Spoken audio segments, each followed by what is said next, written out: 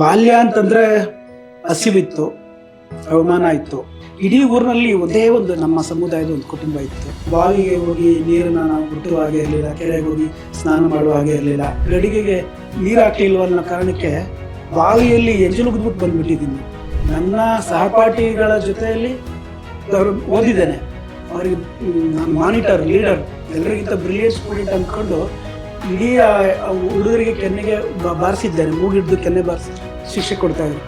ತಿರ್ಗಿ ಅವತ್ತು ರಾತ್ರಿಗೆ ನಾಳೆ ಬೆಳಿಗ್ಗೆ ಹೋಗಿ ಅವ್ರದ್ದೇ ಮನೆ ಟಾಯ್ಲೆಟ್ ಕ್ಲೀನ್ ಮಾಡುವ. ನನ್ನ ತಂದೆಗೆ ನಾನು ಲಾಯರ್ ಆಗಬೇಕು ಅಂತ ಕನಸಿತ್ತು.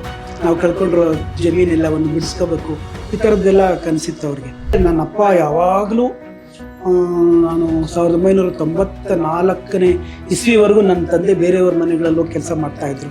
ಓದು ಬರಹ ಬರದೇ ಇರುವಂಥ ಇಬ್ಬರು ನನ್ನ ತಂದೆ ತಾಯಿಗಳು.